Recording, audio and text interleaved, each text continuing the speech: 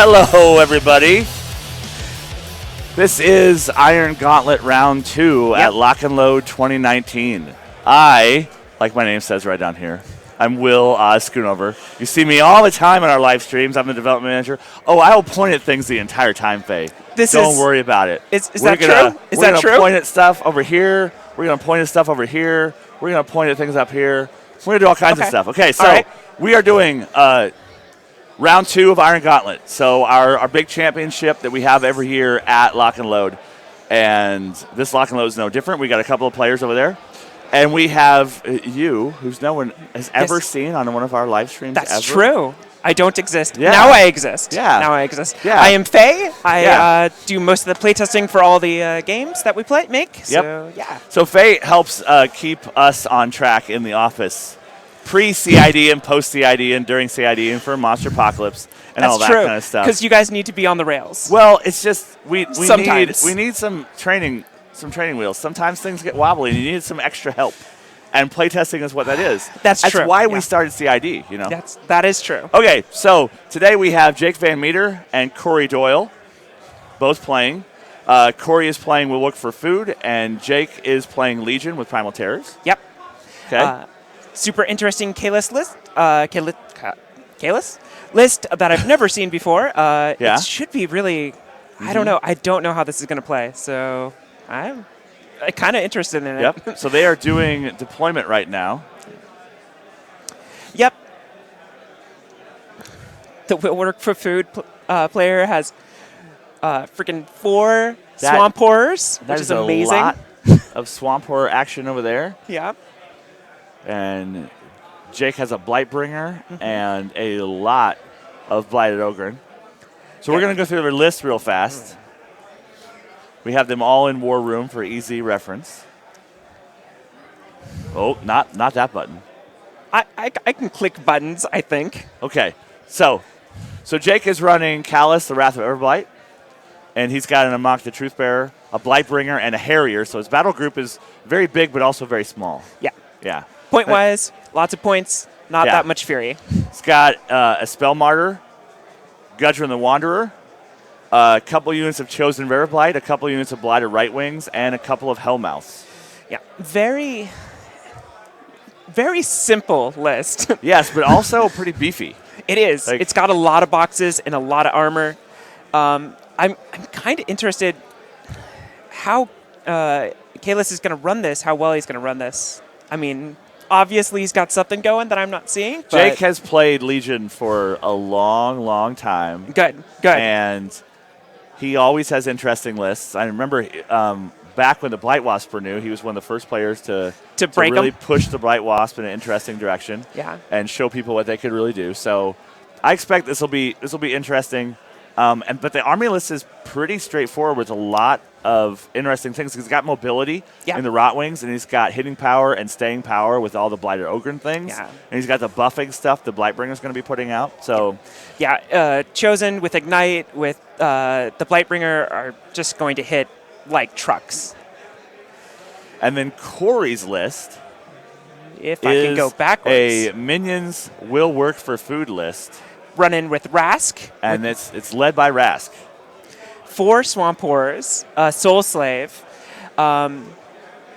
is in the battle group, and then there's a Bogtrog Misspeaker, a Gatorman Witch Doctor, Rosh and Brine, and Rosh is also running a Battle Boar, and then Under Chief Meyer running a Blackhide Wrestler. So this is a battle group heavy army.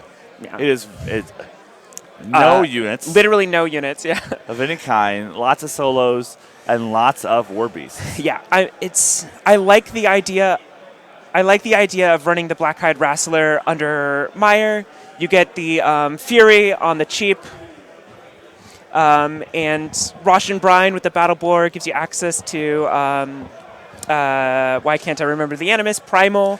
Yep. So these are going to be very hard-hitting Swamp Horrors, very accurate. And, lots of good stuff. Misspeaker's got a lot of stuff to help out Rask with his shooting. Gatorman Witch Doctor has, I can't remember where he ended up. Yeah, that's right. Shadow Walk for the Pathfinder. Yep. Well, Ghostly. Yeah. And our scenario for today is standoff. So standoff has a couple of circular zones and a couple of rectangular zones, some objectives. And both their objectives are the healing objective. And you can see them there on the map in the middle of those rectangular zones toward the center of the table. Standoff is interesting for this because it's going to be a...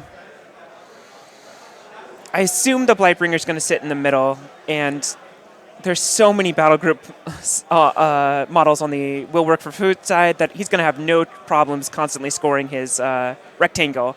But he can't score. He's not playing. Only with his caster can he score either of the circles. He's not playing into those circle zones hardly at all with no units in that Which army. means he's going to have a real hard time because there's...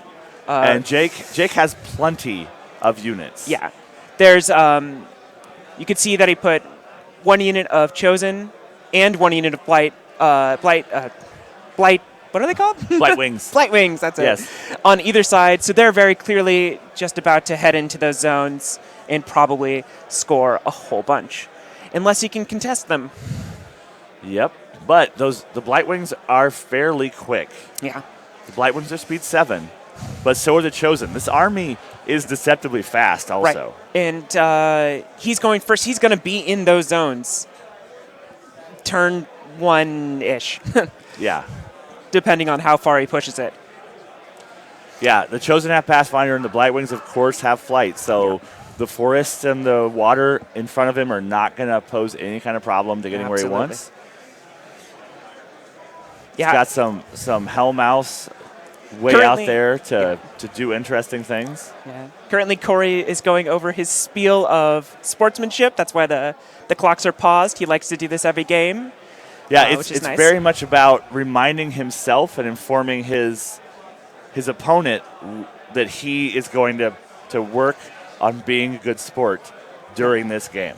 Yeah, very important. I really like the attempt to remind yourself. Yeah, you know. Yeah, it's a really interesting and good pregame ritual of I'm telling you how I'm going to play this way so that you know what my intent for sportsmanship is going to be, and so you can also call me on things that I might forget to do, even though I'm intending to do them. I mean, that's really important in games, especially in War Machine. People don't communicate a ton. Like, if your intent is to put a model 3 inches into the woods and say that you can't see it, just talk about it, right? Yeah. It's so important to just talk about it. Yeah, but also small things like picking up your dice really fast. Oh, yeah. As opposed to letting your opponent make, they're not really making sure what you rolled, but when you roll and you say what you rolled, some players have a tendency of snatching up their dice and stuff. And it's because they're in a hurry and they're on a clock and they have pressure and that kind of stuff. I'm absolutely terrible at that because I can see dice instantaneously. Oh, yeah. but keeping in mind that your opponent might not see that stuff quite as fast as you. Yeah.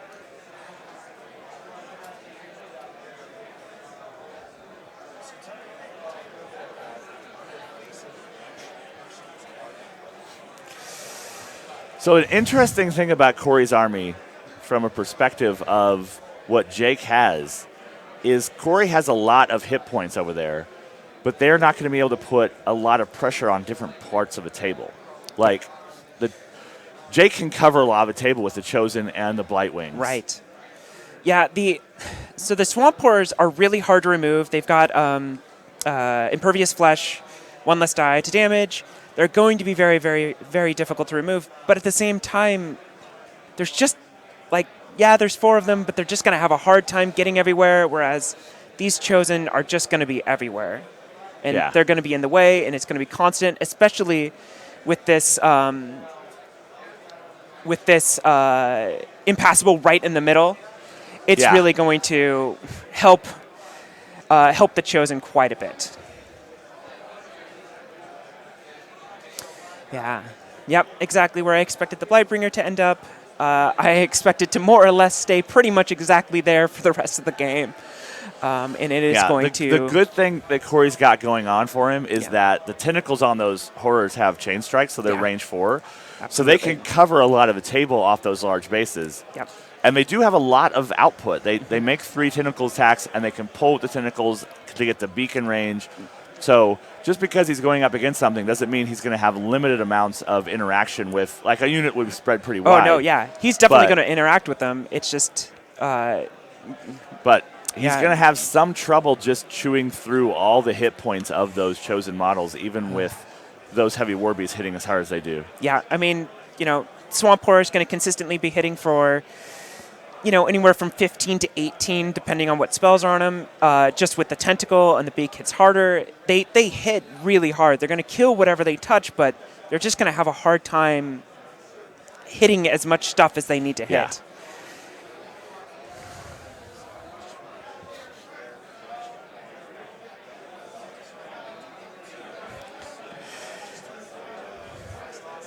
Yeah, that's Okay. right. What our clock that connects to the external the clock that Yeah, all of you guys are seeing yeah.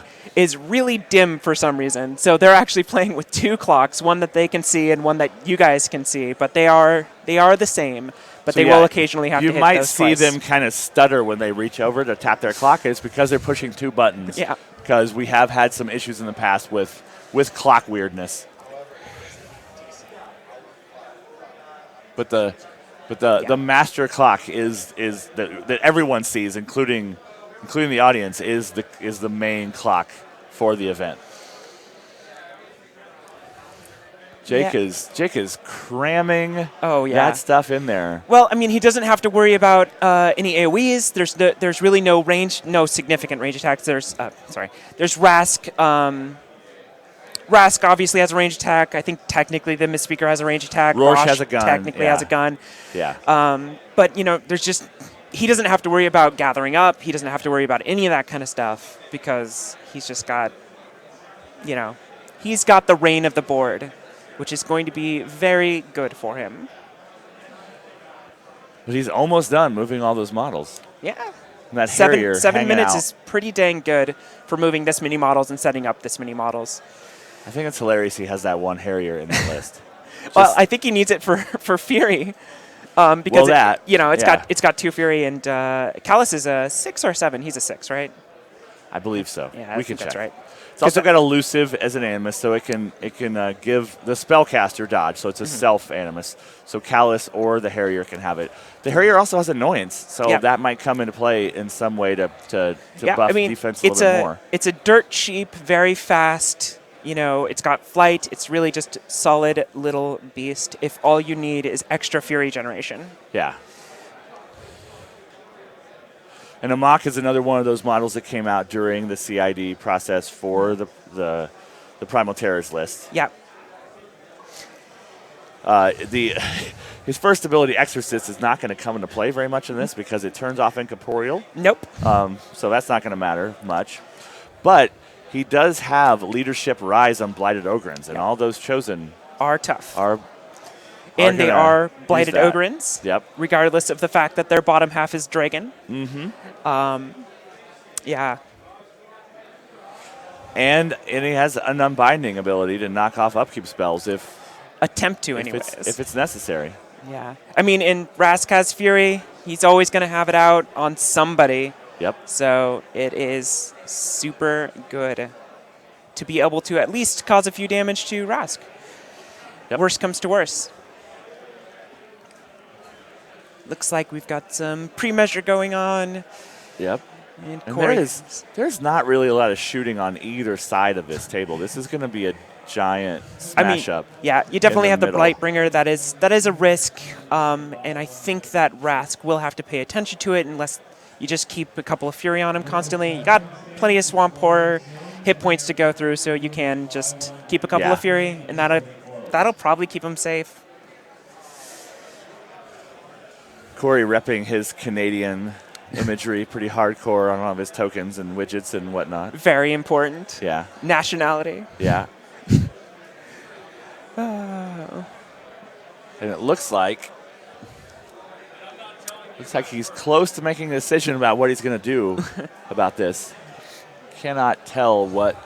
That's a proxy base, I believe, so he can figure out where he's going to drop some abilities. Some clouds eventually. And whatnot. Yeah. He's got access to 2 sets of clouds because Rask has Veil of Mist, and Under Chief Meyer has the Poison Clouds. I always forget what they're called. Yeah, and the Mistbeaker can create a cloud too. That's true.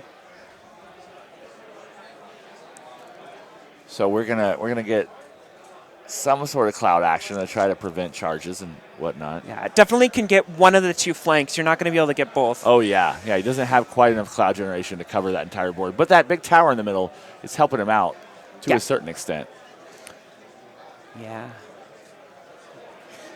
But yeah, he's staring down a wall of angry ogre and bird stuff. Yeah, and those Hellmouths, they're just going to be really difficult to deal with. Yep. I mean, one choice that he could make is he could try and create a wall of dudes going from here to here, and using this as the point, the closest point, so that you can't kind of pull anything forward. But that means that he's going to be stuck in this weird formation. Yeah. So. And if he keeps his army too tight, he's going to get surrounded, and just enveloped by those. Yeah. By those flanking units. Absolutely, yeah. He's going to have to. Plus, he can't stay in that kind of V formation for more than a single turn, or else he's going to start losing on scenario. And I also really love that Gudrun the Wanderer is down there at the bottom of the map. Not a lot of Gudrun the Wanderer, but you know what? He's important. Gudrun's one of my favorite models. Yeah. I love. He's fast. He's hard to remove. He's got Berserk. He takes out lots of models, and he's a threat. He's one of those, like, you can't ignore this model, but dealing with him might distract you in some capacity. Yeah, and if Gudrun gets up to one of those important solos, those lesser Warlock solos, then that could be a problem. Yeah. So absolutely. Yeah, Gudrun is also going to be very good at keeping the two solos from going further to the right of the table at any time, and they're just going to have generally not the greatest time dealing with just him just standing there on the other side of those woods, because he can walk to the other side of those woods, and then you'll have 2-inch reach to just poke things. But Jake has got a ridiculous amount of flanking potential in this army, and repositioning with the speed of his stuff. He can shift his things, and Corey will not be able to react as quickly because Swamp Horrors are not very fast. They are not. That is their downside. They are waddly octopus things. Yes, absolutely. And we also have the chat up. We're talking to Facebook and Twitch right now. We will not necessarily always have a chance to see what you're saying, because we only have so many screens, and when we're referencing War Room and that kind of stuff, then we're not going to see stuff. But if you do have questions that pop up, comments you want to make, sometimes we'll be able to acknowledge what's going on. This is the second round of the Iron Gauntlet, so there's going to be one more round today, and then tomorrow it'll get cut to the top 8, and then it'll be the semis and finals and whatnot. Yeah. So we are only in round 2. And somebody is excited that Kamloops is being represented. Kamloops is a town in Canada. It's way out there on the prairie, but kind of in the mountains. And it's where Attack X is every year. We've went the last couple of years. And Corey's from there. And it's interesting to see who travels to that show. It's a decent-sized show, but it's in Western Canada. And it's north of Seattle, but it's not near Vancouver that much. So it's just out in the middle of nowhere. It's a regional show, but you also get a little bit of travel from there. And they've got decent-sized War Machine tournaments and some other events and stuff. That's interesting. But it's a little regional show that's kind of got some draw, and it's interesting. Yeah. And this is Iron Gauntlet, so it should be champs, right? It is champs. Pretty sure. I am not sure. Yeah, it is champs. Yeah. Corey.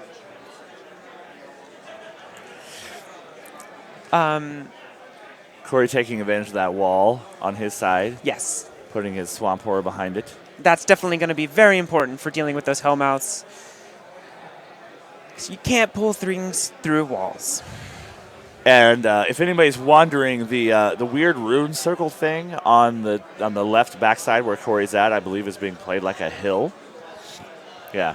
So this thing, let me bring up my exciting, this circular thing right here. Yeah, this is the Troll Fort map from a couple years ago. So this is a hill. It is a step hill. It's got a little bit of elevation on it. Yeah. And I think Hungerford made the joke that this is the last time you'll see hills. Oh, I am so glad. If anybody missed our keynote, you should go back and watch it. Find it on YouTube. There's been a lot of questions about what's happening in the Oblivion cleaned up rule set. Yeah. So it's a very light touch. We went through and we removed a couple of things that were a little bit of stumbling blocks. Yeah. My personal favorite is if you miss shooting in a melee, you have to use to randomize. Yes. So when I make Company of Iron, I just grabbed that paragraph and deleted it. Yep. So we had a conversation about what we could do in War Machine that was very light to kind of clean up some interactions and some weirdness. Yep. And that was one of the things that we also pulled into War Machine from the Company of Iron thing. Yes. No more randomizing. I am so happy. Yes. So when you fire into melee now, the target you're shooting at still has a +4 defense bonus. But when you miss, you just miss, and you're done. Yeah, it's so great. The removal of hills and elevation is another thing that is going to impact so many things about War Machine. Yeah. Primarily, the ability of models to be put on the table where you want them to be. So many people design hills trying to make them work with models, especially metal models, and very few ways can you build a hill. This hill is a good example. It works really well because it's primarily flat. Yeah. A model's not going to slide a lot. Yeah. But hills with enough angle, a model will just not sit there. Yeah, it's just, you either have to make the hill look like this weird, chunky thing that's completely flat on the side. Like a wedding cake of some sort. Yeah, it's so weird. Yeah.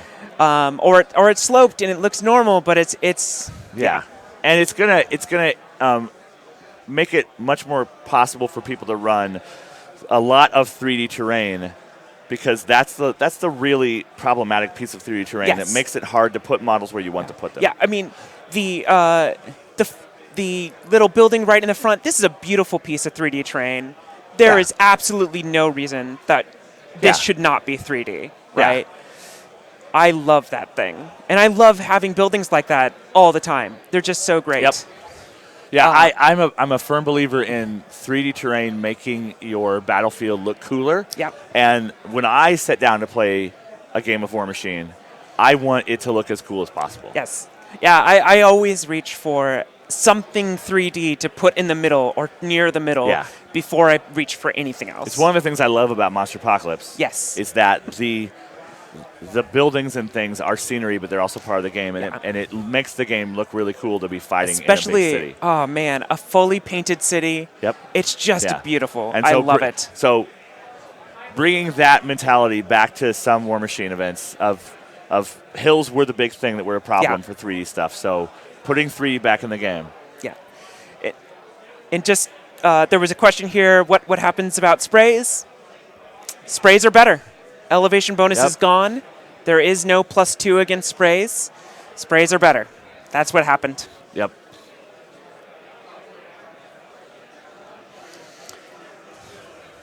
All right. Looks like they had a little discussion there about placement. I think they figured it out. Yeah. Yeah. He's gonna trigger ammunition. Triggering Admo on that admonition on that swamp horror, backed it away from those blighted rotwings, and I'm guessing he did it at that time so that he didn't have to do it when the Hellmouth moves over, because there was a chance that he could kill his own blighted rotwings and then move the Hellmouth up with where the swamp horror was and pull it out. Yep. But not anymore, because now it's behind the objective. So he's got Brine and I believe the Battle Boar in the center of his army too. Yes. But Meyer and the Blackhide are on the bottom edge. Yeah, I'm guessing. So it made him a lot of sense that Meyer did his 2 clouds this turn, but next turn he's going to probably be casting Fury, and maybe the Blind Walker will too. So there will be 2 Furies out there, or not Furies, Rages. Rage? Yeah, Rage. Yeah. And then, that coupled with Fury, I'm not sure who Fury is on at the moment, but I'm guessing it's on somebody. Do we know? I don't think we can tell. Unfortunately, there's no zoom feature. I know, it's terrible. On our camera. Tony gives us a close-up of the stuff every once in a while, but we can't just be like, what does that token say? I'm gonna zoom in real deep. I'm going to guess that it's on one of the Swamp Horrors, and it's going to get cycled off onto... there it is. I think Fury on Rush and Brian, I think. On Brian anyways. Maybe. Okay. Yep. Do sprays really need to get any better? Probably not, but it was the cleanest solution. Yes. Yes, we wanted to impact things in a small way, Yeah. and just removing hills and elevation language was the cleanest way to just knock out that problematic thing. You know, and if you really love your hills and you're playing Well, at home, hills- something you can do is just play them as open terrain that gives concealment. If you've got if you've got functional hills, you can still leave them on the battlefield to make the battlefield look cooler. Yeah, absolutely. It's just so many hills are so problematic for model placement. Yeah. And anything we can do to encourage people to use 3D terrain, Yes. I am in favor of. Yeah. Yeah, the game has been getting progressively more 2D, and that is a good thing and a bad thing. Good for play value, not as good for looking at. Well, and one of the arguments, the reasons behind it is that it does allow you to take a lot of terrain to an event in a very small container. Yeah, but absolutely. But I'm always on the favor of making things look as cool as possible. And when you glance at a tournament across the room that's using flat terrain, it doesn't look like much. You can't see the buildings, you can't see the forest, you can't see anything that looks like a thing. So it kind of looks like models moving around on a flat surface. Yeah. And it's perfectly fine for gameplay. But it's that attractiveness where you want to draw those people from across the room at a convention where there's dozens and dozens of different games getting played, and you want people to come over and check out the game that you're running and the event that you have, and maybe make customers out of those people because the world runs on capitalism as much as some of us don't like it. That you want that to be as attractive as possible, and getting those people from across the room to walk over and look is one step closer to getting them to be War Machine players. Exactly. Yeah, I mean, 2D is great for getting this stuff done, but it's just so Jake is birding everything right now. Yeah, which is pretty much what I expected these Rot Wings to be doing. They're going to be his screen, filling in, because you know what? There just aren't enough attacks on Corey's side of the board to deal with them in a single turn, and still have other functional Warbies. They're all going to have to deal with those Blighted Rot Wings.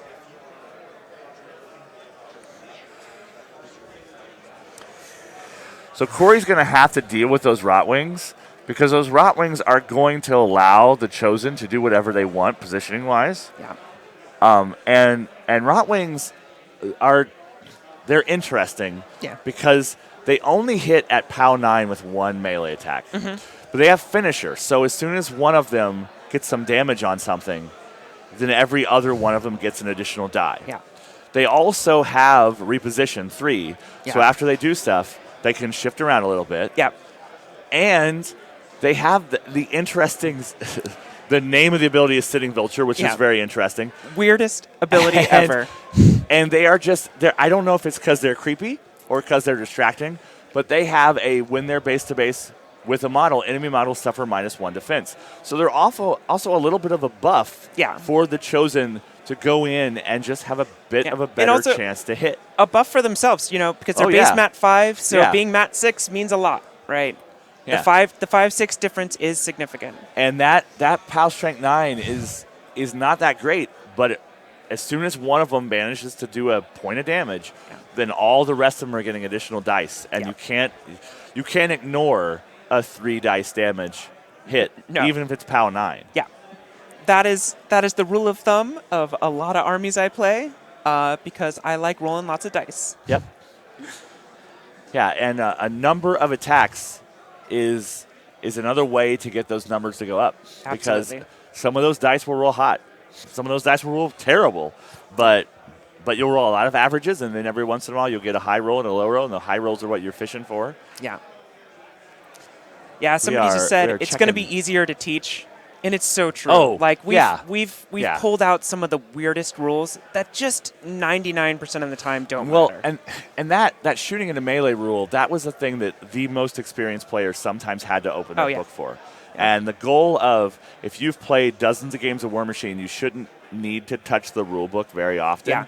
is definitely one of the angles we were going with that. Yeah, change. I mean, I sent in Gunfighter as something that needed to be fixed, and it needed to be fixed because nobody knew what Gunfighter did, right? I had to explain Gunfighter all the time, and now the language is cleaned up. Everything makes a lot of sense.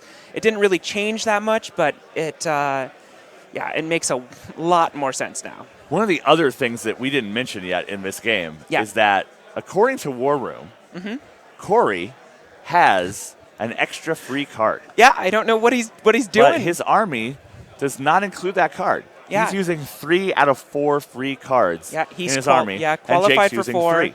and only took 3 of them. And the other gigantic news from the keynote that was part of the Oblivion reveal is that Oblivion also involves an overhaul to the way Theme Forces work. So when we launched the 3rd edition of the game, we wanted to encourage people to look at armies in smaller chunks because we wanted to encourage people to try new armies without feeling like they had to buy the entire faction. Because the entire factions are unyieldingly large. And the carrot that we dangled in front of people was free models. Yes. But what we accidentally did was we created some math headaches. Yes. In that you had to jump through a couple of hoops to get those free models. Yeah, and it was never fun. Yeah. So if you were building a trencher army, then you had to have trenchers to generate free points for more models. Yeah. And that was sometimes easy and it was sometimes hard. And often you would hit a point where every 20 points of models got you a free model, and you would have 20 points and 20 points and 19 points. Yeah.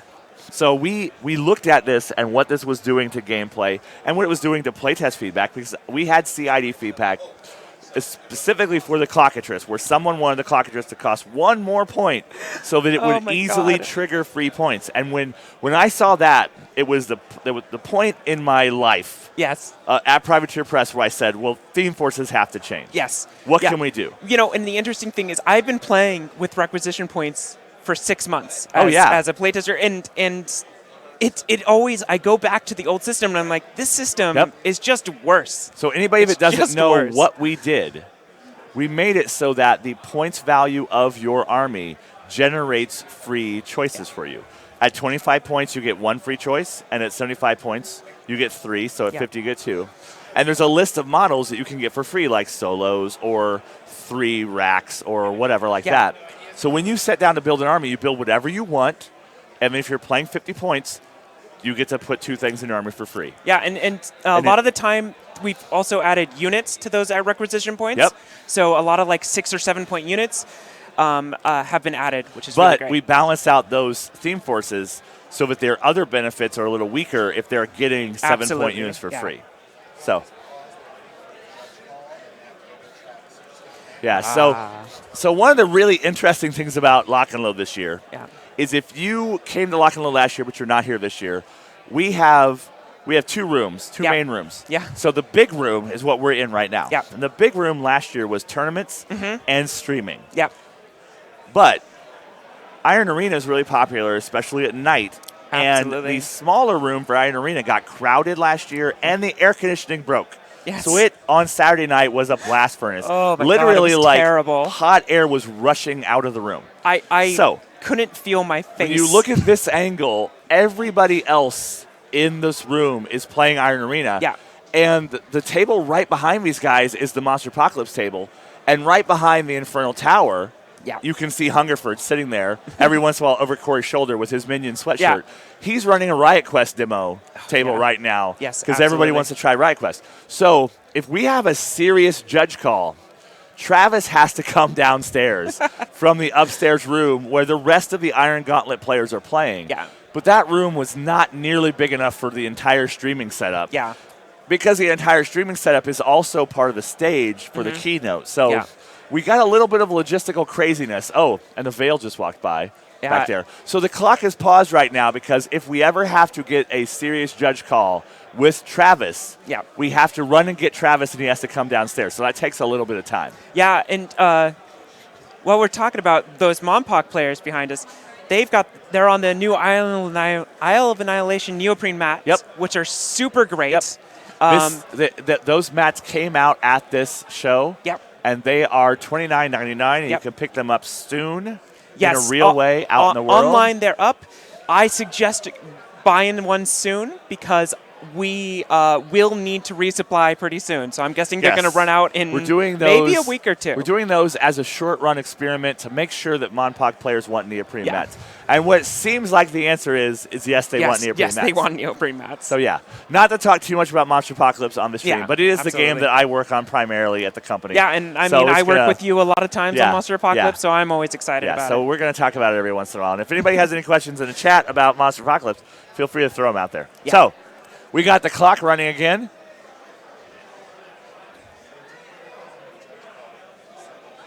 Okay, so we didn't get the judge call, but they're going to move forward with other parts of the game while Travis is on his way down here. Yeah. So it looks like, he's lining up a throw. This is going to be a very interesting throw. I wonder what he's going to try and throw. Huh. Colin in the chat is thanking us for the Theme Force changes, both for competitive and casual list building. And yes, it is. What Faye said earlier is totally true. We let Travis proofread these Theme Forces a couple of months ago, and he messaged me on Facebook one night while he was building a list for a tournament. And he was like, I'm building a normal tournament list with a normal Theme Force restrictions, and I'm so looking forward to the real thing. I've made lists for myself constantly and been like, oh, why am I doing this? Or I'm like putting something into War Room so that I can playtest with it, and I'm like, oh, I just got to do everything wrong because it's okay. And people are asking about Oblivion. Oblivion is going to be pre-released at Gen Con, and I believe it's either an August or September release. I'm not exactly sure what. And we're going to have a little bit of a weird thing with the release of the Theme Force. They're going to come out like everybody's going to be able to see them after they release at Gen Con because they'll be online and stuff like that. And you won't necessarily get to play with them unless you have the rules with you. But if you have the rules, you can play with them in tournaments that have been like scheduled before the rules previewed. We're gonna grandfather some tournaments in. Yeah, the tournaments will play with the old theme lists until right after WTC, and then we're going to switch. Everybody's going to be new theme lists. Unless a tournament wants to change over. So we're letting the tournament TOs, individual tournament TOs, and we're working on the messaging and all that rollout and stuff like that. Yeah, we've got an interesting kind of rolling rollout. Yeah. And the rest of that box is really, really, really interesting stuff too. So not only is there a new rules digest that incorporates War Machine and Hordes together without appendixes for the first time. So right after the War Jack chapter is a War Beast chapter. All that stuff is wrapped up into one book. There's also the Oblivion book, which has the Theme Forces in it. It has all the fluff for both the Infernals and all of the other what stuff. Everybody has been asking about, what are up with these traders? What are up with everybody? Like, Nicaea's got fluff. Everybody's got fluff. It's got a really, really cool campaign mode with a branching campaign. It's going to be, like I say in the video you might have watched online, which is going to be the new way that we're going to run campaigns for like the year after that. So the Oblivion campaign is going to launch. It's going to have the way you play an Oblivion-style campaign, and then the first campaign is in that book for 4 players to work their way through their branching scenarios. And then there's some Omen cards in there. And Omen cards give you special bonus draws basically at the beginning of the game, depending on the games you've played during the rest of the scenarios and stuff. And then those Omen cards and that core rule set is going to be used in other later campaigns that we're going to launch with their own branching scenarios and their own other stuff. Yeah. It should be really awesome. I love campaign stuff. I'm really hoping that this that we can figure out some way to get one going. I just need time to go to my local stores. And like Merc 1138 says on the chat, one of the coolest things about that Theme Force change is that there are models and units in Theme Forces that don't contribute to points. So the system right now encourages you to move away from those things. But now you can drop those things in without being punished. I keep on making really weird troll lists, like and when you're talking about troll lists, you're talking about Troll Bloods list, not Bloods, trolling lists to be mean to people. Trolls are my main. I love my trolls. But I've been making a lot of Power of Dunia lists where I don't have to spam Warbeasts to get my free stuff, right? I can take whatever. Here's my 3 units of Rune Shapers. And you can see from the screen right now that Gudrun model is flanking real hard. Oh, yeah. Real hard. Corey's going to have to deal with at least blocking a charge against one of those lesser warlocks and stuff. But he's still got to deal with Jake's entire army up in his face and those Hellmouths and just waiting there to snatch stuff. It looks like now they're getting their question asked by Travis. I think that he's here. Yep, the clock is paused again. Or not Travis. Yeah, Thank you, Aaron. Aaron. Aaron is a convergence player. You can tell by the back of his shirt. Cockinator. Yep. That is beautiful. So while they're doing this, Kevin asked on the chat if there's going to be a flying protectors monster, and there already is. Sky Sentinel's a flying monster. Absolutely. So yeah. So we previewed in the keynote, and you can watch the video online. Yeah. That Pterodax and Nova are coming, and they are also, at least I believe Nova flies in both forms. I know Pterodax flies. So those are more flying monsters for them. Yeah.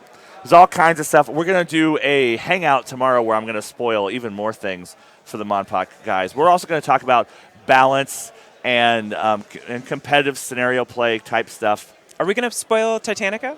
I'm not sure. See, this is one of the things we were talking. So Faye and I were talking off camera that Faye's one of my main playtesters. Yeah. And I'm distracted this weekend real hard, and I didn't bring any reference material. So Faye might I could remember what Titanica Faye might does. remember more than me right now with the current state of some of the playtest models is. Yeah. Yeah, that might be true. That might be true. So we're gonna see what happens. All right. I'm gonna chat for a couple hours with some people about Monster Apocalypse tomorrow. Yeah. And maybe I'll drag you in the room so that I'm not so bad about remembering what's going on. Yeah. I mean, interestingly, a lot of the old stuff has gone out of my memory. A lot of the first three, waves, but all the new stuff right there, I can bring it up immediately. I'm checking some stats right now. Yeah. Corey's making sure that Def 17, I believe. Def 17. I I'm guessing that Callus popped feet. If they're Def 17, maybe not. Well, the feats are still blue. Yeah. Okay. Never mind. So no, never mind then. So I don't know what the status of feats is. Okay. But those little feat marker things will light up and then go away. Yeah. When the feats are in play and then they have been used. Also, of course, nobody scored any VPs right now because it's just a big giant. Yeah. This is still second turn. Yeah. So. Callus's feet is up. Yeah, Okay. that's what I thought. Okay. So Callus's feet is in fact up, which is why they've got that bonus defense only for Solus models, which are going to be the Incubi and the War Beasts. Yep. And I believe somebody else Solus. Isn't the Hellmouth also Solus? I'm checking right now. Oh, I think you're right. Oh, I popped it. I tapped too many times. Oh. I went to the Harrier. Yes. Yeah, you're totally right. Yes, the Hellmouth is also Solus. Oh, man. Which makes that Hellmouth super even defense more 13. Yeah, but anything that can help. I mean, 13 is one of those breaking points. Well, yeah. When it comes to defense. An impervious flash on those things is the most annoying thing ever. Yep. I'm 100% sure everybody acknowledges that. Yep. It's really interesting. It's got one spell martyr in that list, too. I think it's for that just in case, or maybe it's just to get Ignite to the other side of the board, because a lot of the time both the Chosen are going to flank to two sides. Callus will be on one side, Spellmartyr will be on the other. Yep. That maybe kind of stuff. Maybe a Hail Mary eruption at some point in the game. Hail Mary eruptions, I saw a PAL 14 is never bad. Just the heck out of a Hail Mary. Zal2 cast Annihilation. It was the heck out of a Hail Mary Annihilation earlier that just worked real well, and I was very surprised to see Zal2 casting an offensive spell. That's a lot of models have offensive spells for those edge case. Yeah. Like, I really need to kill that one model, or like I've hit you with everything I possibly can. I need to do a tiny bit more damage. Yeah. This is the thing. Maybe it'll work. Yeah.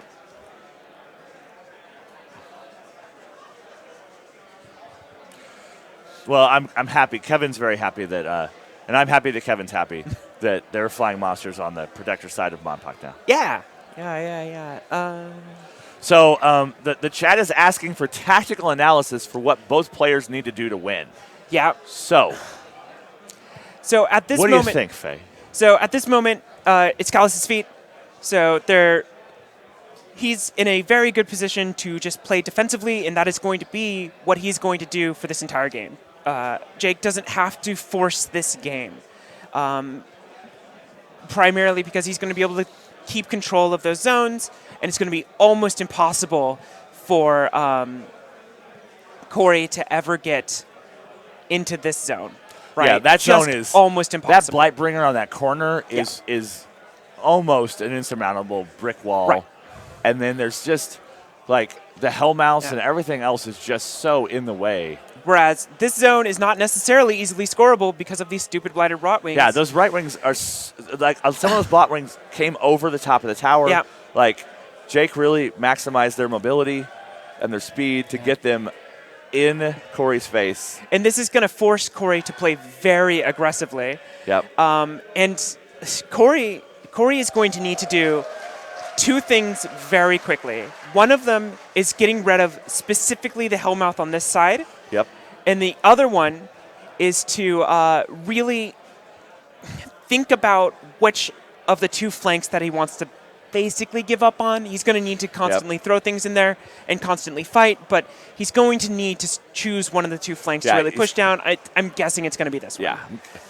He's going to have to push those Warbeasts in one direction. Yes, because he's going to need all the Warbeasts to take their attacks on one flank because there just aren't going to be enough attacks otherwise. Yep. But he's going to have to use quite a bit of attacks just to get rid of all those Rotwings. Yep. They're just Absolutely. they're in his way, and they're not difficult to remove, but they're going to be a thing that he just has to deal with. But both these players have played lots and lots and lots and lots and lots of games. Very, very much, yes. So I'm sure that Corey has a plan for dealing with this. Yeah, I think Corey knew that he was going to have to play Callus, and I think he knew that he had to play Rask. So, this wasn't necessarily, his other list was Barnabas 2, and I think Barnabas 2 would have actually had probably a much worse time against this army because, unfortunately, the mat is just consistently too high. So I think Rask was 100% the right choice. Yep. It's just going to be a tough game no matter what, and I think that's unfortunately, that's Primal Terrors, right? Right now, their minions don't have a lot of super great answers to Primal Terrors, but... yeah, and someone's also pointing out the Callus's feet is going, and the Rotwings are not soulless. Yes. But potentially every time Corey kills a Rotwing, they become an incubi. It's an incubi. Yeah. And an incubi is soulless. Yes. So he drops another model right where it was. Yep. So you didn't really accomplish anything to unjam yourself. What's the defense on incubi? I think is it 13? So it's just been so long since I've seen an incubi. is an incubi in this list? It is not, but we can put it up. It is not. Okay.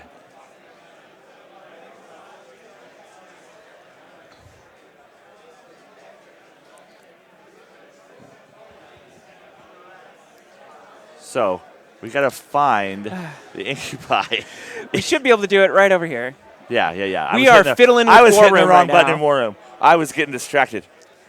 I'm going to slap him and teach him how to use War Room. Don't slap people. Even though he should be using War Room way more often than I do because I'm he on updates the back, War Room. I'm on the back end of War Room much That's more than I'm on the true. front end of War Room. So That is so true. Any typos you see are often my fault. I accidentally, when I was making the Company of Iron changes to the Infernals, I accidentally tweaked a couple of the core rule text and not the Company of Iron only rule text. So there's if you see the word injured or anything like that in a rule for an Infernal right now, that is a Company of Iron rule. It doesn't affect the way that the model plays in War Machine because injured doesn't mean anything in War Machine. And I will fix that when I'm back in the office on Tuesday. We should also talk about a little bit that if anybody's unaware, if they're watching this and they have not heard, there was a snafu with the purchasing of War Room Infernal decks. We had some various things go crazy on the back end, and the tech guys are working on it, but the fix is time-consuming and problematic. And so we just made the Infernal deck free to everybody for the weekend. Yeah, and so we'll be reverting it'll that be free until we fix it. As soon as you can buy it. But there were people buying that deck, and it was routing to the Crucible Guard deck instead, and it was doing crazy stuff. Yeah, something really weird happened. We're not 100% sure. So we'll figure it out. If you are on the fence about purchasing the Infernal deck, don't wait. Don't do it yet. Just wait. Yeah. You can see all those cards right now on your War Room. Yeah. If you previously purchased the Ultimate package it should have gotten updated correctly. Yes. That's But the if good you news. didn't own them yet and you were Yeah. trying to buy just that deck, it was doing wacky things on some systems. And so we just made it free across the board. Also note that Hungerford was putting these into War Room about 2 weeks ago. There are going to be mistakes. I know we that caught a lot of the little typos. Yeah. There were some early things because people gave us feedback right away, and Absolutely. we saw that a couple of stats had imported wrong. Yeah. And the weird stuff like that happens.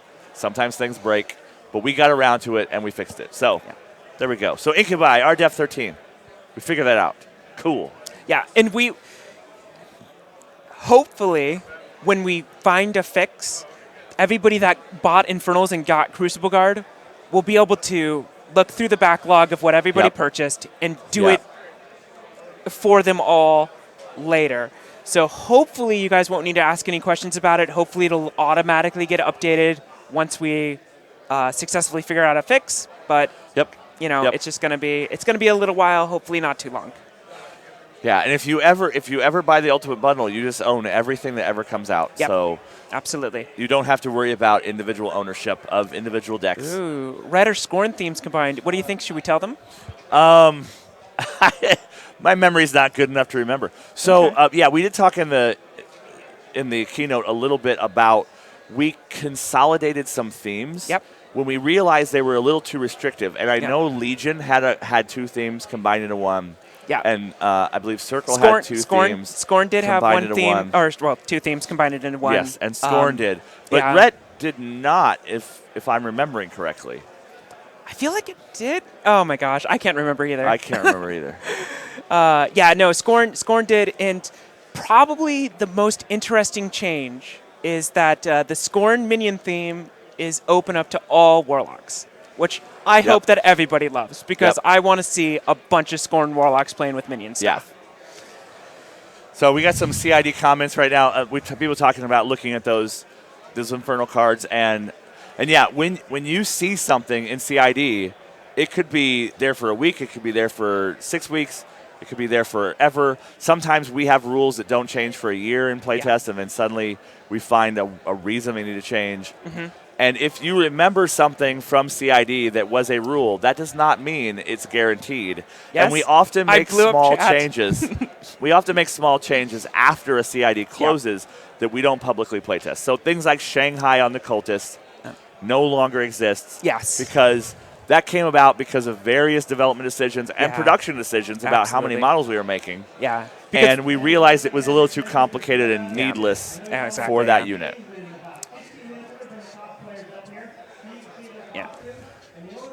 Yeah, if you guys are hearing another voice in the background, but it's on a microphone, that's because the cosplay contest is about to go. Yeah, I am 99% sure that it's Winds of Death and Masters of War, but don't quote me on that. There's 1% that I've completely misremembered. But there's at least one combining. I forget what it is. I forget 100% what it is. So I'm going to pronounce that Krennic Gaming is asking about updates on the narrative event. I know Hungerford was tweeting about what was happening on the narrative event. So I know that a lot of casters died in the last attempt. Yes. Lots of them. The most interesting thing that happened yesterday, I heard, was that the skyship was crashed. Yep. But Magnus parachuted off before abandoning his army because that seems like something Magnus would do. Well, the player loves Magnus. And we announced that certain elements of this story were going to become canonical and were going to be incorporated when Aaron Rudell writes the last chapter. Absolutely. And this player did not want Magnus to go down with that ship. Yep. So as the ship was crashing, Magnus opened the bomb bay door and just jumped out. Yeah. So and I also know that I think Kador won today. And so there's going to be a mix between Kador and Lely's. Yep. Nobody really dominated, so we're going to... I don't know what's going to happen at the butt end with the story. Yeah, and I don't know how if Magnus landed safely or not. Yeah. So, he parachuted out is what I was told. I don't know if they have parachute technology of the same I'm quality. 100% sure that inside of his crazy metal arm there's a parachute. Sure, he's got a go gadget situation absolutely. going on there. Go gadget. There's at least an umbrella in there. Yes. All right. Corey really has been in the in the tank a long Yep. time, So- thinking about this incubi problem, and I'm worried that he's using too much time. Yeah, his clock is burning down.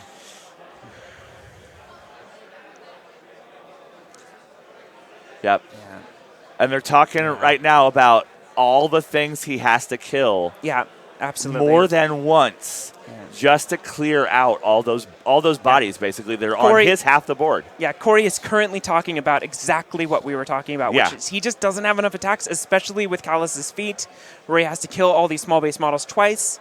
You know, well, technically all the models, but like all the blighted Watt rings right up front, and then the incubi that they spawn.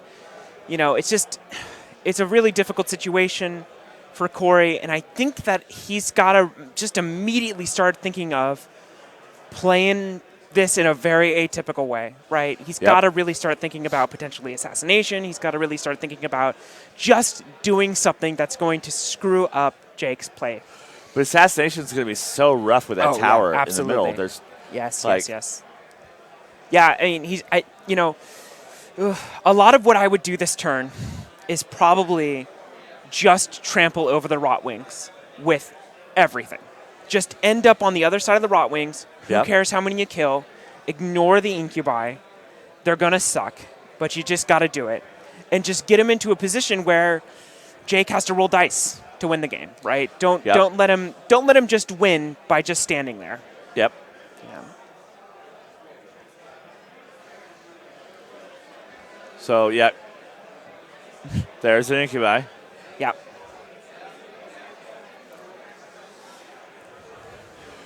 And this is, I'm guessing, that swamp horror right there is flailing with its tentacles on stuff.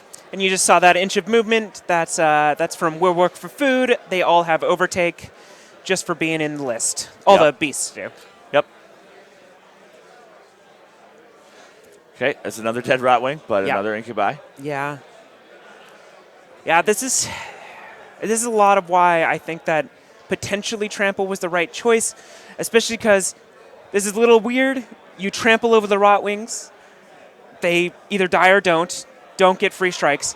And then by the time they die, you're already far away from them, so there's no free strikes, right?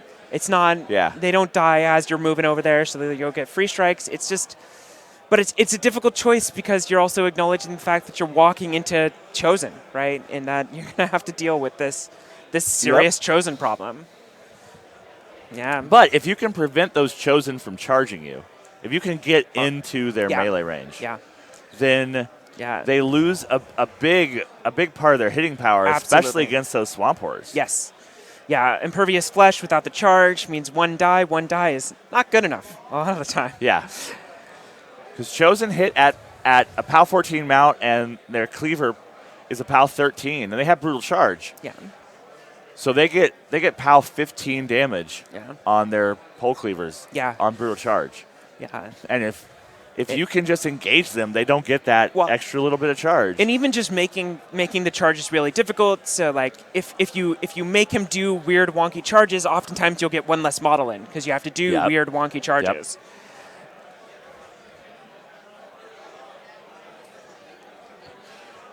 Yep. And like Colin points out in the chat, Corey's clock is getting burned down, and he's still got a lot of turn. Yes. Yeah. I mean. But often in this kind of game, throwing a giant problem at your opponent that they just have to deal with is part of playing that clock.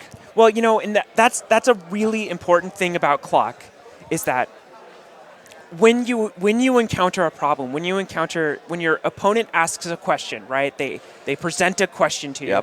You've got to not stay in the tank for too long, right? You just have to go, okay, this stinks. I'm going to do what I can, and I'm just going to start doing it. Yep. Right? And sometimes a bad decision made quickly is better than the right decision made in 3 times the amount of time it took to decide that. Because you can sometimes recover from that bad decision if you have the time later in the game. Yes. But if you've got no time and you have to just speed play your last turn, then you're going to be making really, really, really quick decisions later in the game. And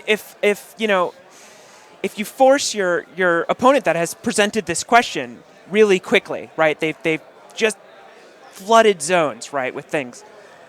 And they they do this really quickly. If you can play faster than them at this point, they're going to have a really hard time with the attrition game because they're going to have to take a long-term next turn after you just go for it, right?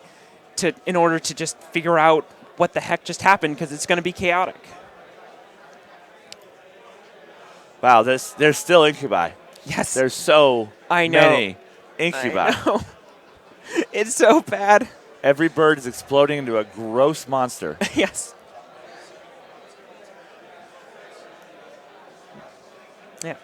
Yeah. I think that, so one of the biggest problems with where Corey is at is even if it pushes into Jake's turn, even if he can get some of the things that he needs done at this point, he's going to be down, and then he's going to have to take another complicated turn next turn, right? A lot of what Jake is going to do this next turn is pull a couple of things in with Hellmouths and charge him with Chosen and then be done. I think Jake, if Jake's got a little bit more leeway, but I mean, he's going to be able to really play probably a quick turn next turn, and that's going to be very tough for Corey. Yep. and the thing I want to keep just pointing out is this solo right here might be dead because Gudrun can charge. Yeah. That solo. I mean, the good news is that he doesn't need the Misspeaker. Yeah. And that is the Misspeaker. You won't need it in this game. There's not a lot of things the battle board here is making this charge to. That was a horrible line I just drew. It sure was. Wow. What did I? Are you drunk? No, it's just this drawing with a mouse sideways and trying to draw a straight line while holding a mouse sideways. Let's do it again. Ooh, nope. That's better, but not quite. Okay, so that is Rorsch in there because you can see his gun sticking up. Yeah. So at least this battle board is making, squeezing in Gudrun with that 2-inch melee range in there is maybe possible. And taking out Rorsch, of course, is a way juicier target than taking out that Misspeaker. At this point, taking out Rorsch pretty much means the end of the game, right? Yeah. Even with the time differential, there's still technically a chance for Corey if he can really push this. But taking out Rorsch means that the battle board becomes wild and Brine is done. Because this is the battle board and this is Brine, and that knocks out those two things. Yeah, and that opens them up for more horrible situations. I think this is Meyer's headdress right here. I'm going to draw it looks look at that like headdress. I think that's his headdress. Can we get a close up? Or a top down? A top down, yeah. A top down might show us exactly what's going on there. No, that's a Soul Slave. Oh, that is the Soul Slave. Yeah, those are the flames. The orange flames are sticking up all over the medium base is what told me. Yeah, of course. Yeah. But from the angle from him behind that that black hide, I could not tell exactly what that was happening. But look how this this is my favorite thing about this game. I know. Look how you are so on that Gudrun. Look how deep into this, this Gudrun is sitting here, and he's Corey hasn't for 2 turns. I know, he's up there. But that's what he's going to do. And if Jake wants to just keep messing with him, then he can just run back here. Yeah. And just be like, what are you going to turn around to deal with me? Yeah, I mean. And the thing I love about this, and there it is. Switch, but there we go. There we go. So where is... So there's Rask. Where's Meyer? Meyer should be. Where's Meyer hiding at? I can't see him. He must be, because there's his Wrestler. He must be close by. He's got to be around here somewhere. Maybe I'm just not seeing him. I don't know. Yeah, I don't know. Who knows? But Corey's got so much stuff in his face. Yeah. That just turning even the smallest thing to deal with this problem over here. Yeah. This drunken ogre that wants to murder everything. It's just that pressure that you've got every time you make a decision about the front of this battle. Yeah. This battlefront right across here. Yeah. Every time you make a decision about that, then that Gudrun is just behind you, just in the back of your mind. What am I going to do? What is Gudrun going to take away from me? Mm-hmm. Where's Jake going to run Gudrun or charge Gudrun or whatever next? And Gudrun has effectively a crap ton of hit points. Yes, he does. Because the first time he dies, he falls down and heals. Yep. And so, you're going to have a problem dealing with him. Yeah. Constantly. I did not hear Corey feet, but there is There is. We'll tell them. I love telestration. So this is that's the feet this is token. a feet token right there. So yeah. Corey's feet So is that's- also active. Yep. Things outside of things outside of 5 can't target them with charges or anything really. So Rask's feet is super, super good, but unfortunately, guess what is within 5 inches? Those Hellmouths. Yep. And they are going to pull things in, and then those things will be within 5 inches. Yep. So dark waters is you can't be targeted by attacks, charges, or slam power attacks for models more than 5 inches away when you're in Rask control range. The most mega of all stealths. Yeah, it is. It is a giant hit to a ranged army. Yeah. But it impacts armies that want to charge pretty heavily too. Yeah. And often in certain parts of the game, you want to get that slam off at that right point to knock down a model to clear line of sight or whatever. Yeah.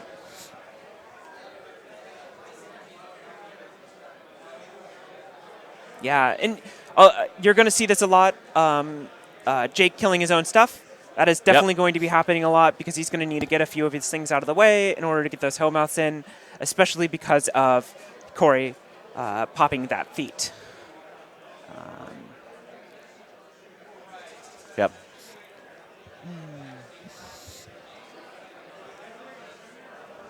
Jake is so light in the clock. Yeah. Like so shallow into his clock. He's got almost twice as much time as Corey. Yeah. And if Jake ends his turn within the next 5 to 6 minutes, it's going to be very, very difficult game for Corey. Yeah. Especially with where his models are, especially with the fact that Jake should have scored a point last turn. Did he not score a point last turn? Maybe he did. Yeah. We're checking on that right now. We're checking on the point but situation. Jake's going to be able to start scoring stuff. Okay. And that's going to be Yep. And there's even one problem. of those Hellmouth tentacle pulls. So that tentacle whacked. It's tentacle on tentacle action today. That's as far as I'm going to go with that kind Oh of my joke. God. No, Oz, you're not allowed to Anyway, say that. Hey, I can say whatever I want. True, you can say whatever you want. I can say whatever I want. I mean, okay. Tony can mute me if he wants. I can say whatever I want. So, that was a grabbing that swamp horror and yanking it over there. Someone asked that by private message instead of. Oh.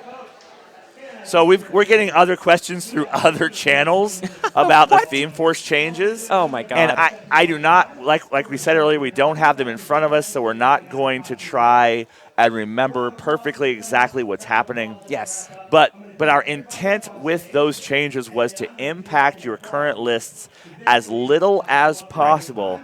Yes. And give you better options for what's in your armies, both for how you're building them, but also those things we combined. We wanted to make sure that your army was still as playable as it currently stands. And of course, the cosplay contest has started again. Yes. So if you're hearing clapping and other voices in the background, it's because we've got some people on the cosplay stage right on the other side of the curtain from us. And the speakers are pointed away, so I don't know how much of this is coming over. So but one real good example of us wanting to impact your game as little as possible would be Grimkin with Dark Menagerie. One of the requisition choices is 2 Gremlin Swarms. Yep. You're going to have 3 of them, so that'll still get you your 4 Gremlin Swarms. Your last requisition point can be a solo. I can't remember if we did 2 Kravitz, but we might have. I don't think we did.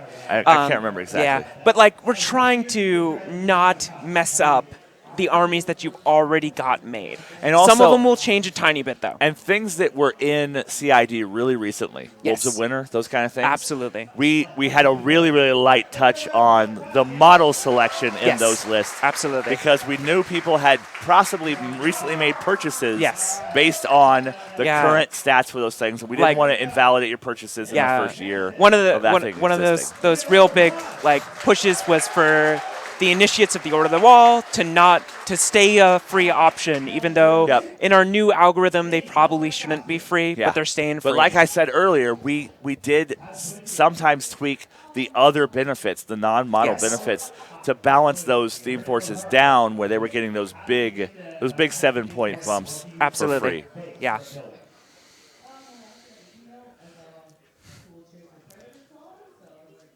So it looks like a lot of poking with Jake, just I believe right being now annoying. there's a Fiona cosplay on the stage. What? Oh man, I want to see that. I need to be able to just teleport right now. Yeah. Oh, it's Iona, not Fiona. Iona. Okay. I think I meant Iona, but I put an F on the beginning of it for no apparent reason. I would have liked Fiona. Fiona is one of my favorite casters. I love where she ended up after CID. I'm so happy with her. And I'm really looking forward to seeing her in the Thamrite Morrowind theme list. I playtested her a lot in that theme list because I knew that Befuddle is very strong. So I wanted to be sure that she wasn't too strong in that theme list, and I'm looking forward to people putting her on the table. Yep.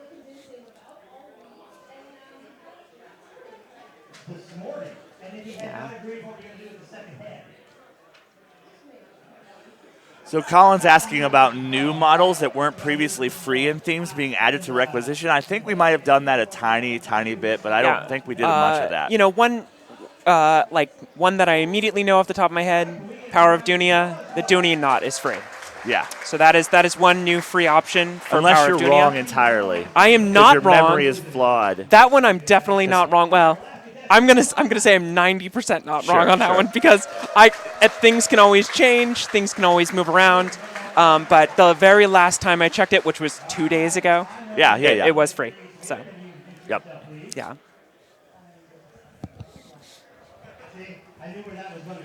Okay, here we go with more birds. Yeah. Moving into the more Corey's birds. half the board. Yeah, I know, and it's just oh man. The only I'm going to go back to illustration. I love it so much.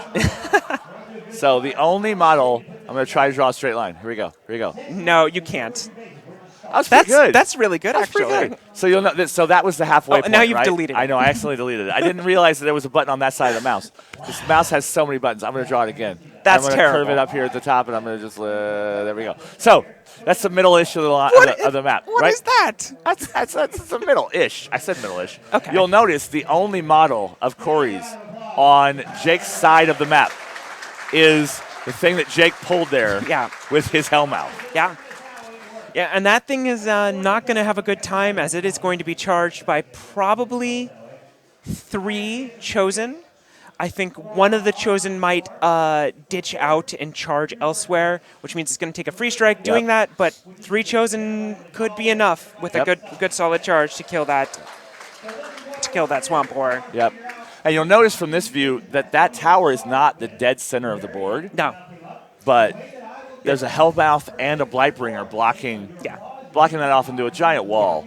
Yeah, so, and generally, when you're placing terrain, you don't want to put something in the dead center of the board because dead center of the board means that there's really no difference there's no reason for the terrain to even be there. One of the important things about Steamroller's terrain setup, it talks about putting a dense amount of terrain on the board to make it interesting, but also definitely setting up the board so that there is a advantage to choosing one side. Yes. Because when you roll off and one player gets to go first, one player gets to choose what side to play on. Yeah. You want that choice to be important. And if the board is completely symmetrical, then that choice doesn't exist.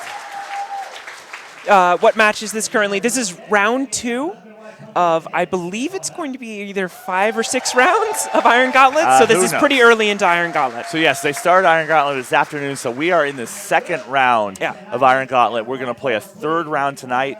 Then we're going to cut the top 8 and play some tomorrow. That should be 2. Yes. Yeah. We are not streaming round 3. Yeah. We need to sleep and eat dinner and whatnot. Yes. I am on 4.5 hours of sleep because we had some really interesting conversations with some community members and stuff in the bar last night, talking about all manner of things. It was really fun. I meant to go home earlier than that, but once I start talking about stuff, especially game design and and the marketplace and that kind of stuff. Sometimes it's difficult So to get we you to can shut see up. the damage on that horror right there. Ugh, yeah. It just. Oh, was that a swamp horror that he just pulled off? Yeah. Yeah. So a swamp horror just died. Oh, the Blightbringer is moving away from That's that interesting. blocking position. He might not be able to deal with this swamp horror this turn, and that's probably why, right? So he Yep. needed to get away from it, which is going to mean that Jake's going to have a little bit of a harder time keeping that scenario pressure, but at the same time, he's got a lot of time. Although, you know what? It's a little closer now. He's 10 he's minutes taken a ahead long now. time on this He turn. was almost 20. Now he's 10. Yeah. Yeah, if he could have ended his turn at 35 minutes, I would say that he had a complete lock on time, and that it was all about Corey putting on the pressure and forcing Jake to do things. Yep. But if he uses another few minutes, Corey at least will bounce back on time a little bit. So we're getting a question in the chat from Lenny that there's some sort of convergence info that was missed. Is there convergence info? Are we doing anything with convergence? I don't think we're So, doing anything with convergence. I don't think they exist. If you watch the video about Oblivion, Yeah. at the end we talk about like all hope being lost Yes. except a sliver of hope, Yeah. and then a constellation appears in the sky that is the convergence symbol. I wonder who's in charge of So- that sliver of hope. Yeah. I bet not I me. bet I bet people not will me. find out in a few months. Yeah. Oh, the cosplayers are walking past us. Ooh. Oh yeah, at the an Iona angle. is fantastic. Yeah. Oh, I love that. So Tony's gonna move a camera. What? Are we gonna get to catch some costumes? Is everyone going to go to see the cosplayers? That's entirely possible. Here we go. Okay, there we go. So there's Oh, Ragman right there. is that a Guessing? rag? I'm Is that a guessing that's Ragman? Ragman. Oh, the camera's maybe? doing so many crazy things. It could be a Dreadrot? No, that doesn't make any sense. That's got to be a Ragman. In the Okay, back is so a Dreadrot. there was a Dreadrot. Yeah. That's Vale. Vale walking across there. What's going on with this camera? We don't need this camera over here. I love this camera. This is my favorite camera now. Look. Where is this camera going? Look at that. Look, and it's the fort. We're back at Okay, the normal Tony brought it place. back. Okay. Tony, spin it around so we can see Iona. Yeah. No, that way. So I'm helping direct. Okay. So Not at the bottom. At the feet. We got toes. So this is that Iona cosplay we were talking about. It's fantastic. Yeah. That Iona cosplay is Yeah. great. Oh, So yeah, man. we got the claw. We got the headdress, which seems balanced well enough. yes. Everything yeah, else? I am sure that is going to be at least a little awkward. Yep. Yep. Keeping that going. Well, I talked to somebody who was working on a Dark Sentinel cosplay, the weapon attachment for the Cultist Band. Oh, my. And that thing just has 2 giant wings on the helmet. It real does. So like, you got a lot of. If you don't Oh, my secure God. that well to your head, it's gonna or wobble. balance the heck out of it. Yep. Oh man. Yep. Okay, we're back to the game. Yep. And Jake's getting closer and closer on his clock. But what just happened? Another was a dead hand- swamp horror. There was a handshake. I'm some not sort. sure. Oh, Meyer was dead. Maybe we couldn't find Meyer because he was Meyer was dead. dead. Oh, that's a So- concede. He is done. So Corey is cleaning up. Yeah. Yeah. He's Corey talking is now he's talking about list selection right now. Yeah. About what Barnabas would have done in this game. Yeah, I don't know if Barnabas would have been that much better. Where's his list at? Do we have it? Is that it under there, or is it not it? That is it under there. Okay, So the Barney 1 list, which I think is super. Oh, it's Barney 1, not Barney 2. I thought it was Barney Okay, 2. yeah. So we So have Barney Barney's 1 one. is actually. Oh, sorry. Did he not call it?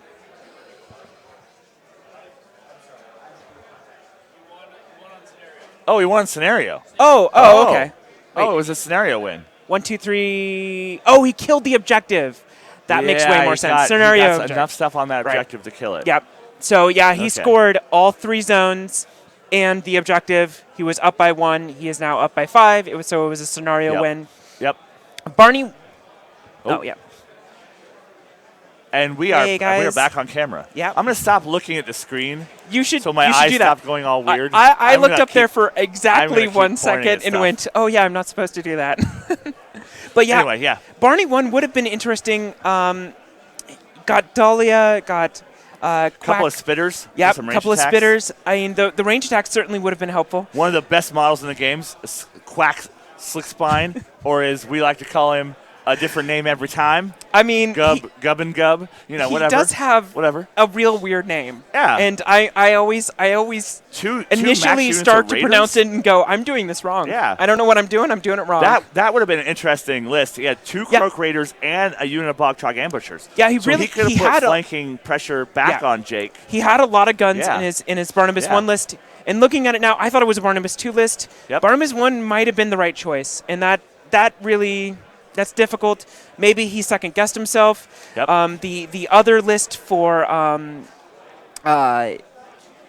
Jake was Thagrosh 1, which, granted, probably would have been difficult for Barnabas 1. Yep. Right? Because this removing all of these war beasts that he had, and then removing another one because it's Thagrosh 1. And it's Children of the brings him Dragon, back. so it had raptors, it had a swamp gobber. Yep. A swamp gobber? What are you talking about? It has swamp. It says swamp gobbers. I mean, I'm you're guessing right. that's the Bellows crew. There are definitely But yeah, swamp gobbers, yeah. but who knows? what are you talking about? Any kind of swamp gobbers. Okay. Okay, so we are going to wrap up for tonight. Yep. I am going to go eat some dinner. Ooh, I'm going to dinner. get more than 4 hours of sleep, or am I going to get less than 4 hours of sleep? I mean, I have nothing to do with it. This is Who getting kind of knows? creepy. It's Could lock and you load. not be, I'm not talking be a about little you weird? specifically.